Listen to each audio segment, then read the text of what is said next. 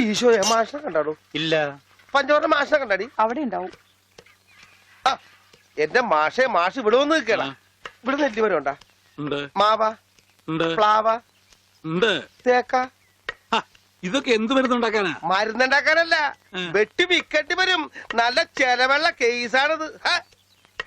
Underwear വള്ളി പമ്പക്കി മറ്റും പാമ്പാട്ടി നീ. ഇവിടെ ഇവിടെ അത് ഇന്ത്യയുടെ പണ്ടാരം. ഇവിടെ ഇവിടെ അങ്ങനെ പറ. തനിക്ക് ഞാൻ തരുമ്പോ തരട്ടെ. വേണ്ട വേണ്ട വേണ്ട വേണ്ട വേണ്ട വേണ്ട. തനിക്ക് എന്താ ഭ്രാന്തുണ്ടാ? ഹായ്, വന്നല്ലോ കുരിശുമാല.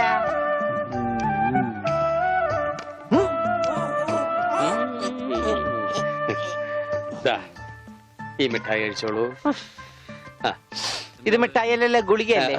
മിടുക്കൻ. ഇത് കഴിച്ചോളൂ. പകുതി കഴിച്ചാ മതി കേട്ടോ, ബാക്കി പകുതി പിന്നെ കഴിക്കാം. പകുതി എന്ന് വെച്ചാ ഇതിൽ 8 ഗുളികയുണ്ട്. 8ന്റെ പാതി എത്ര?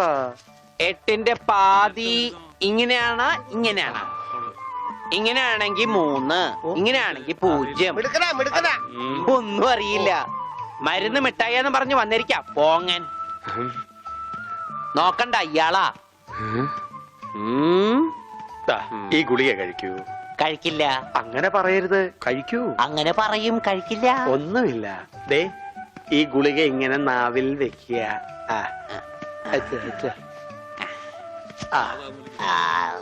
എടുക്കുക. എന്നിട്ട്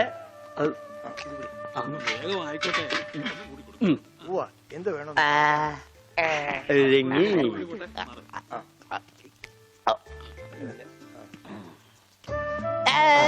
മിടുക്കൻ. രോഗിക്ക് മരുന്ന് കൊടുക്കാൻ എന്തെല്ലാം ടെക്നിക്കലാണ് കർത്താവ് പ്രയോഗിക്കേണ്ടത്. ഇതും കൂടി കളഞ്ഞേക്കൂ. അച്ഛൻ, ഞാനൊരു സംശയം ചോദിക്കട്ടെ. അച്ഛൻ കല്യാണം കഴിച്ചാടാ? ഇല്ല. അപ്പൊ കാര്യങ്ങളൊക്കെ എങ്ങനെ നടക്കണു? ചോറും കറിയൊക്കെ ആരാ വച്ചായിരുന്നു? അതാണോ ഉദ്ദേശിച്ചത്? അച്ഛനെന്താ ഉദ്ദേശിച്ച? അച്ഛനെന്താ ഉദ്ദേശിച്ച? അച്ഛനെന്താ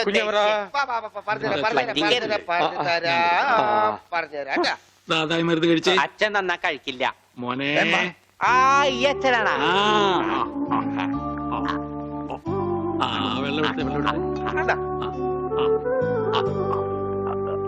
എങ്ങനെയുണ്ട് മാഷേ? എന്റെ മാഷേ, പത്മനാഭ മാഷേ. എന്താണ്?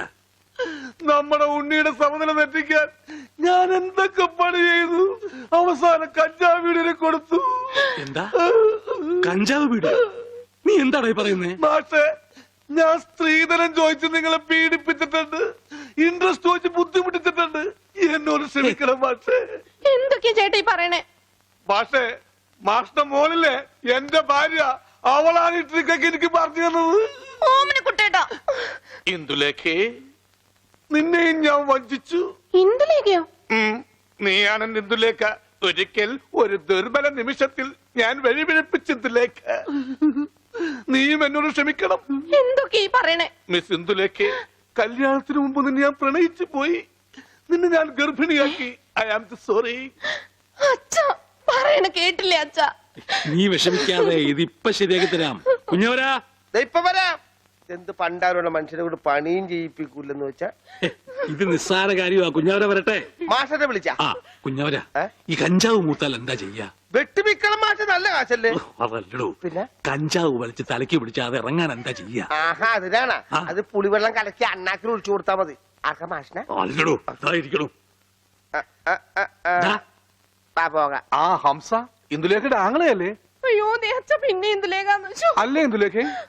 അയ്യോ, ഇപ്പൊ എത്ര കോപ്പ കഴിച്ചു? പോട കോപ്പേ. അല്ല, ഇപ്പൊ എത്ര ഗ്ലാസ് കുടിച്ചു? ഇതാരാണെന്ന് പറഞ്ഞേ? ലേഖ. ഇന്ദു പോയി കിട്ടി. അപ്പൊ ലേഖ മാത്രമേ ഉള്ളൂ. ഒരു പണി ചെയ്ത് ഒരു കവള് കൂടെ കുടിച്ചു. ഇനി ഇതാരാണെന്ന് നോക്കിയേ. പറഞ്ഞോ. ഇവളോ? ഇവൾ വഞ്ചന. വനജ. വനജ? ഏത് വനജ? എന്താ എന്തായി? എല്ലാം നോർമലായി മാഷെ. നോർമലായോ? മോനെ, മോനെക്കുട്ടാ, മോനൊന്ന് എഴുന്നേറ്റേ.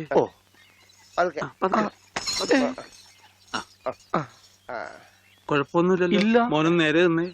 നിന്നല്ലോ. നിന്നച്ചാ എന്നെ തല്ലിയല്ലേ? ഇറങ്ങണ വെളിയില്. എന്റെ മോന് കഞ്ചാവ് കൊടുത്തിട്ട് ഇനി മേലെ പഠിക്കാത്ത കയറി അടിച്ചു വെച്ച ആഹാ, ഇനി ഞാൻ ഈ വീട്ടിൽ നിൽക്കില്ല. എടി പറഞ്ഞേട്ടില്ലടി, ഇനി നമ്മൾ ഒരു നിമിഷം ഈ വീട്ടിൽ നിൽക്കില്ല. വാടി. ഞാനങ്ങ് തന്നാലുണ്ടല്ലോ ഇനി എന്റെ കണ്ണിന്റെ മുമ്പിൽ കണ്ടുപോരുത്. നിങ്ങളുടെ ഇന്ദുലേഖ ഉണ്ടല്ലോ അവളുടെ കൂടെ പോയി പുറത്തു. അളിയാ നേരത്തെ തോളത്തെ ബേടിയുണ്ടാ? എനിക്കൊന്നും ആയില്ല. ബട്ട് എനിക്കെല്ലാമായി തൃപ്തിയായി. ബേടി പോടാ.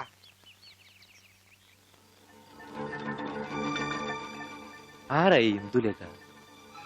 അത് ഞാൻ വായിച്ചൊരു നോവലാ. കഞ്ചാവ് തലക്ക് പിടിച്ച് മൂത്തപ്പോ ആ നോവലിലെ നായകൻ ഞാനാണെന്ന് കുറച്ചു നേരത്തേക്ക് എനിക്ക് തോന്നിപ്പോയി. അതുകൊണ്ട് ഇപ്പൊ മാഷിന്റെ വീട്ടിൽ കയറാൻ പറ്റാത്ത അവസ്ഥയായില്ലേ? ഞാൻ കയറിച്ചിലും വേറെ പോവാനാ? നിന്നെയാ വീട്ടിൽ നിന്ന് പുറത്താക്കിയത്. അതെ, അതുകൊണ്ട് ഞാൻ ചുമ്മാ കയറിച്ചല്ലൊന്നുമില്ല, പിന്നെ നല്ലോണം വലിഞ്ഞു കയറിച്ചില്ലും. എന്നാ ചെല്ല്. അതെ, കുറച്ച് കഞ്ചാവും കൂടെ തരട്ടെ. ഏയ് വേണ്ട, കഞ്ചാവ് വലിക്കുന്തോറും അവന്റെ ബുദ്ധി തെളിഞ്ഞു തെളിഞ്ഞു വരിക. നമുക്ക് വേറെ വല്ല മാർഗം ആലോചിക്കാം. ഉം. ഇപ്പൊ എന്തായാലും ഞാൻ പറഞ്ഞില്ലേ അളിയനെ കെടുത്തോന്ന്. ഇപ്പൊ കണ്ട മണി ഓർഡർ പിടിച്ചേക്കുന്ന പോലെ പിടിച്ചേക്കണം. ഇത് നസ്യോണ് കേട്ടാ. എന്ത് മത്സ്യം? മത്സ്യോന്റെ നസ്യോണെന്ന്. ഇതിങ്ങനെ മൂക്കിലേക്ക് ഊതിക്കേറ്റും കേട്ടോ മുണ്ടൂരാനെ. ഇവനങ്ങനെ മൂക്കിലൂടെ ശിരസിലേക്ക് തുളഞ്ഞു കയറുമ്പോൾ മിസൈൽ പാഞ്ഞു പോകുന്നത് പോലെ അമേരിക്കയിലൂടെ ഉഗാണ്ടയിലൂടെ കോതമംഗലം വഴി താഴോട്ട് പോകും. അളിയ കറക്കിയത് ശരിക്കും മൂക്ക് പിടിച്ചു. മൂക്ക് നേരെ പിടി അളിയാ. മൂക്ക് നേരെ പിടി പത്രോസേട്ടാ.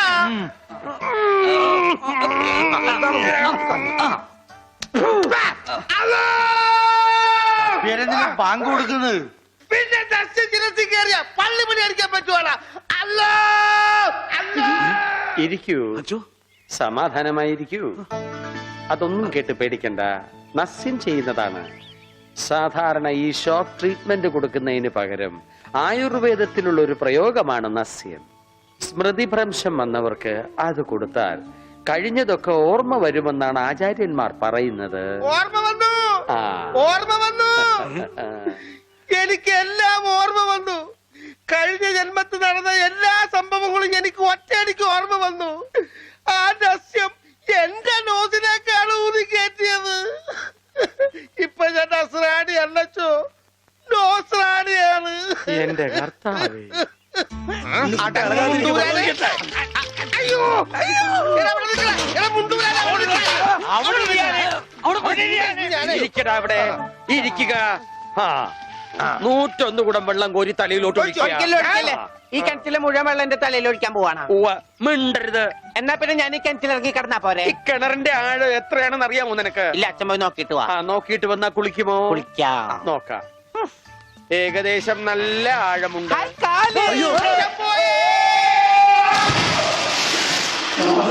അച്ഛോ,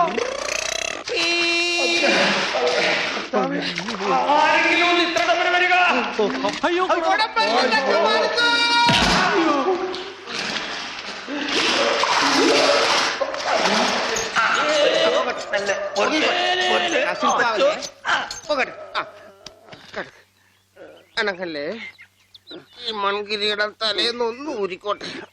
കുടത്തിന്റെ ബാക്കി അച്ഛൻ വിഴുങ്ങിയ. അച്ഛന്റെ വയറ്റിൽ ഇത്രക്ക് മത്സ്യസമ്പത്താ. പിടിച്ചോ.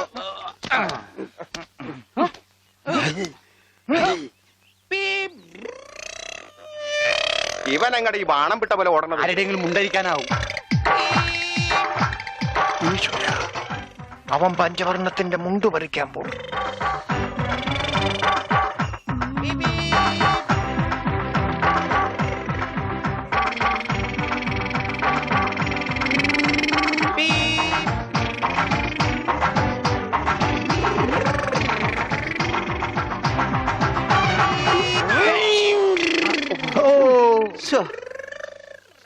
വെറുതെ കൊതിപ്പിച്ച്.